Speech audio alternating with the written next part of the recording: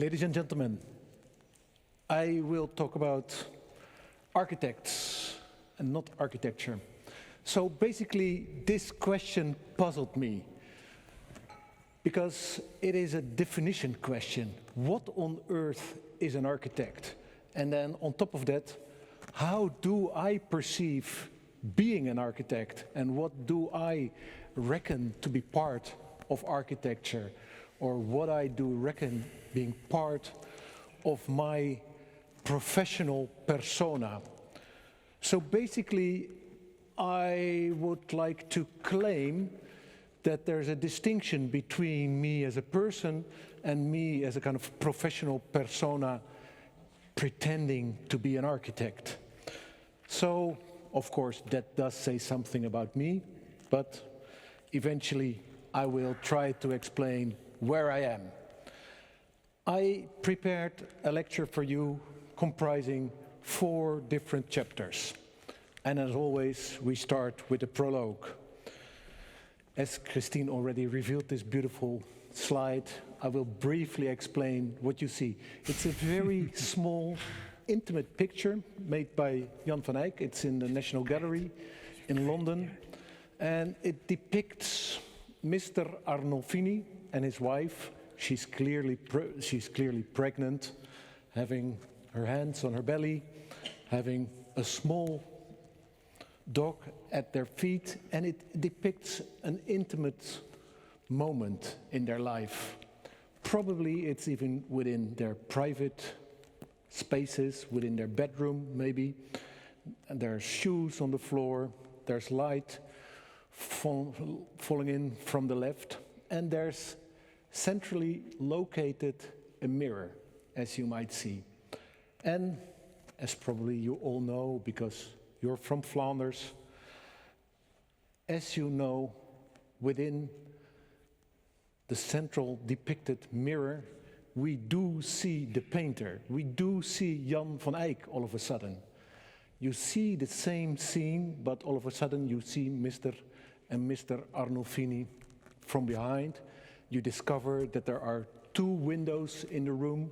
You discover that the second window is not visible in the main framing of the image. And it tells us something which is, I would say, of a very profound and important moment within every professional field comparable to our professional field.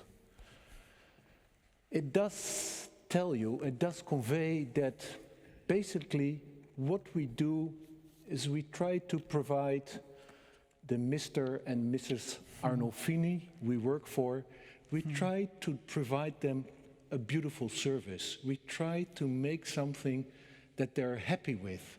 Of course, it's not necessarily what they expect, but in a way we should always try to offer our clients, the people we work for, eventually the audience that receives our buildings, that receives our services, we try to bring them a composition that conveys the quality they would like to achieve. And simultaneously, of course, in the heart of this composition, the authors are there.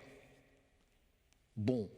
So, what are we going to talk about today? We're going to talk about the balance between words and images. Basically, I would like to argue that within the balance between words and images, you might find the architect, or you might find the architect as I would like to define it. As you all know, architecture is a profession that is established around collaboration.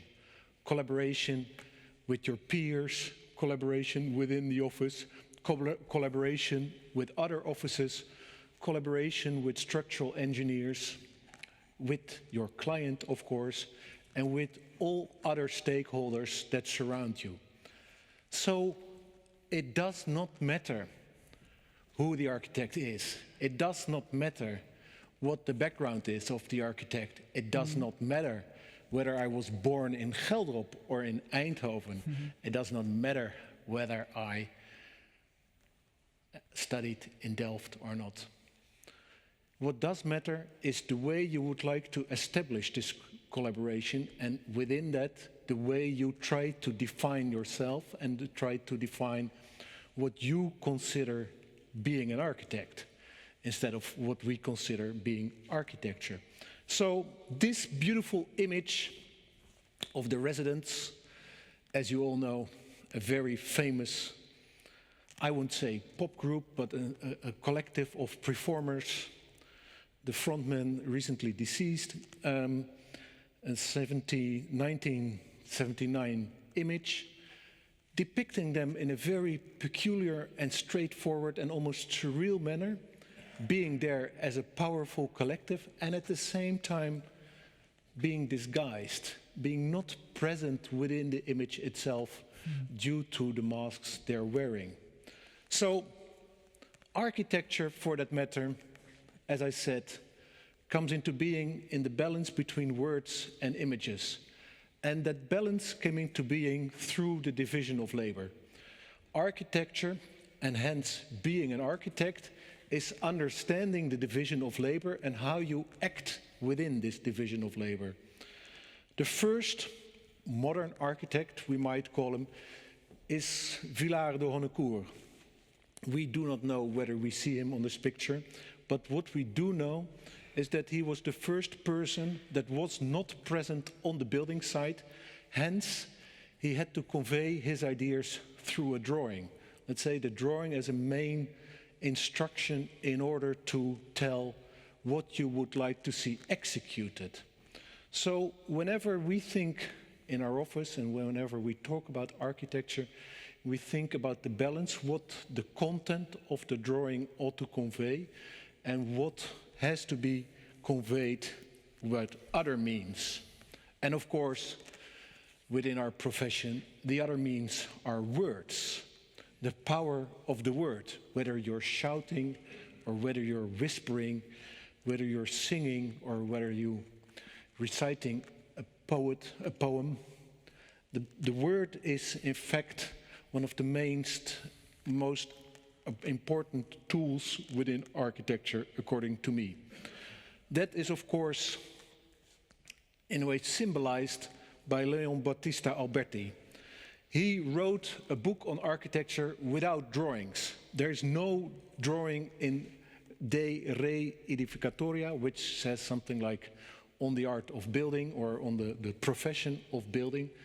And what is in fact embodied by him is that architecture can be conveyed as an intellectual process. Architecture can be understood as a cerebral activity that can transcend the world of images and can transcend the world of materiality.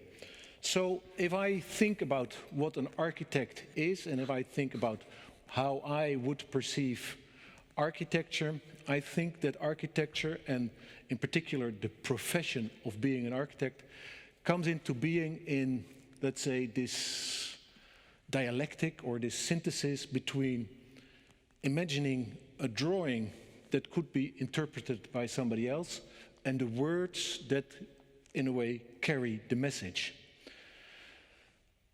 Literature, for that matter, is very important in my thinking about architecture.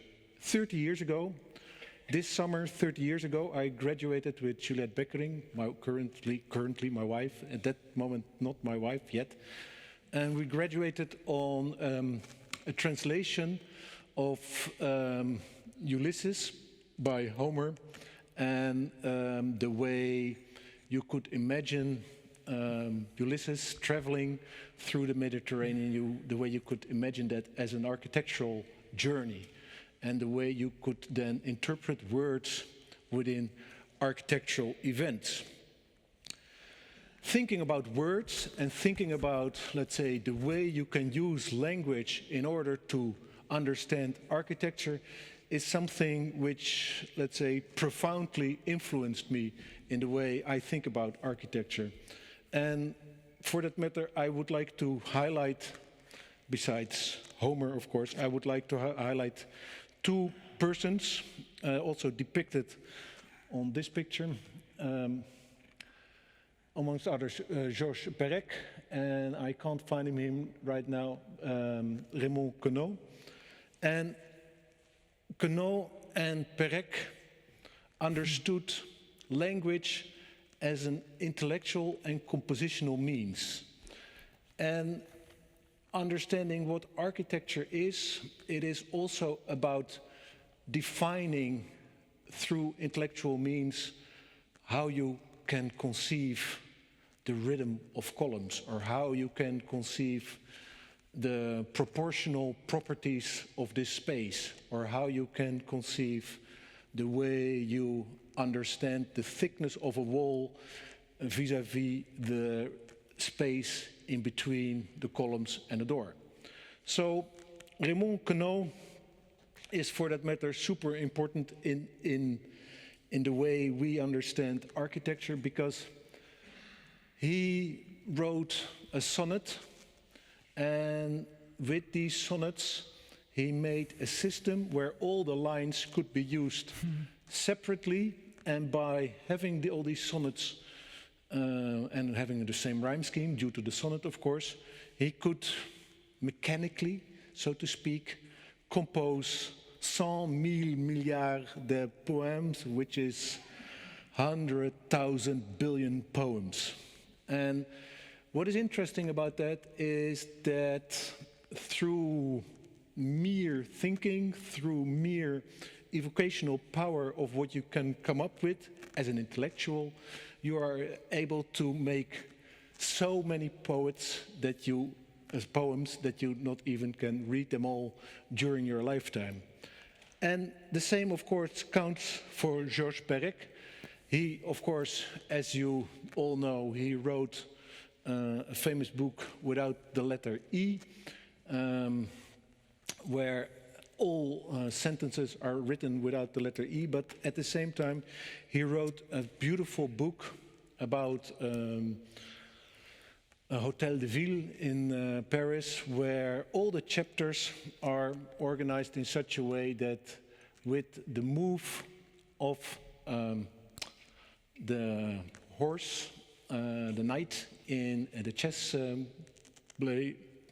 game, you could go from either room to another room. So again, understanding the section of the house, in this case here's the staircase, this is the basement, this is the attic, understanding the house as a chessboard, and at the same time understanding the chessboard as a means to compose your story, is again of a kind of profound influence in the way we perceive architecture. So architecture, if you understand the architect as a person who has to bring together words and images, it is also important that by transcending both words and images, and by understanding words as also as an image, you can come up with new designs and new means. So in order to understand where I might be eventually, and where my person interferes with my persona as an architect, I would again emphasize the importance of images. Whether it's a Paco Rabanne dress that carries eventually a resonance, or that carries an inspiration for facades we've been designing, or whether it is beehive structures or leaves or cell structures that reoccur in other designs made by us. Basically, in order to establish that, as I said, we collaborate. We collaborate with artists, we collaborate with authors, we collaborate with fashion designers, we collaborate with structural engineers, we collaborate with whoever we consider important and inspiring. So the architect is not a person who eventually is the creative genius, but the architect is the person who is able to convey an idea in such a way that it's open for collaboration and that it's open for interpretation by others. So the good thing about using words is that they're open for interpretation and people can understand the word in a different way. And the powerful, let's say, message of an image is that it reveals an interpretation of what these words could carry originally as a means within your thinking. In order to talk briefly about, let's say, sources of inspiration, one of the main sources of inspiration for that matter is, of course, Aldo Rossi, and in particular his book called Scientific Autobiography, that again carries this double-fold message. On the one hand, architecture is about being very precise, being very methodical, being very scientific for that matter, and it's about evocation, about autobiography, about using images that surround you and that inspire you and that eventually might help you to make more and better designs. This dichotomy is also beautifully reflected in the world and the words and the works of Oswald Matthias Ungers, and look how he resembles his dog. It's talking about words and messages, because he provides us a glossary where we have images and the interpretation of images going into hand by hand. We're almost there. So, thinking about architecture also comprises thinking about how you would like to organize the world. An architect, as I said, is a person who should eventually collaborate with everybody in order to make a beautiful design. Richard Sennett wrote The Craftsman, and within my thinking this is a pivotal book because it argues that in order to understand the quality of life, but it also in order to have, let's say, an organization that where everybody benefits from the quality of life and the quality of work, you should have an integral influence on the work you're doing.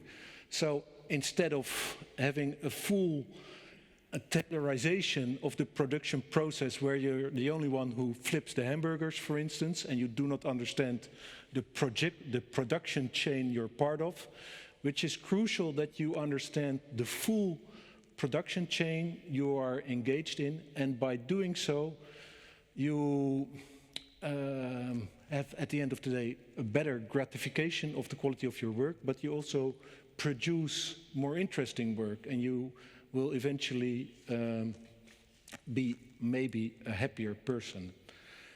And for that matter, Zygmunt Bauman is also very important within the thinking of our office, since he also claims that within, let's say, the contemporary anxiety, as he calls it, of the Western civilization, it might be crucial that we try to define the quality of our life and the quality of how we perceive, in this case, the architect, by understanding that you, in the work itself and in the essence you put into the work, you can also anchor yourself amidst global processes of globalization, digitalization, and changing environments.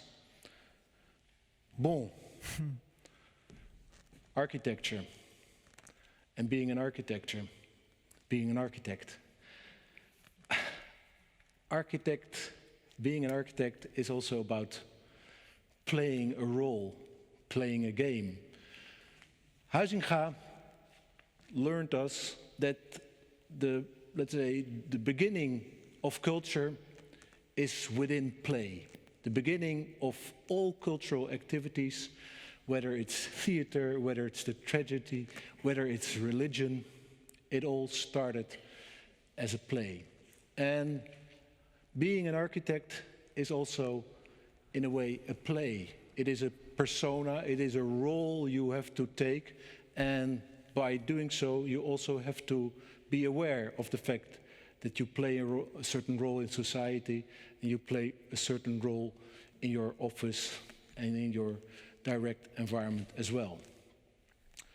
So, architects project ideals, they project longings and desires into a drawing, and within this kind of beautiful Platonic image by Schinkel, there's this kind of double layer that on the one hand, the beginning of a drawing is of course a Platonic projection of what something could have been, the shadow of an ideal, and at the same time, of course, this ideal eventually comprises the essence of our work. And so that's why the last image I would like to share with you tonight is Sir John Soane's beautiful galaxy of architectural fragments. And if you look very carefully,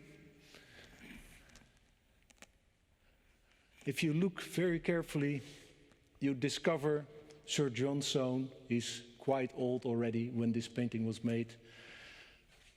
Within this galaxy of dreams, this galaxy of images, of projects executed, projects that were never realized, and projects that would never happen.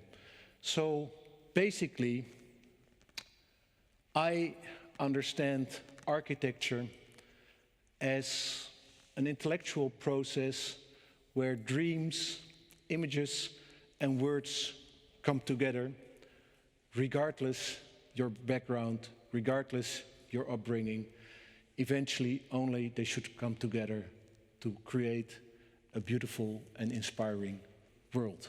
Thank you very much.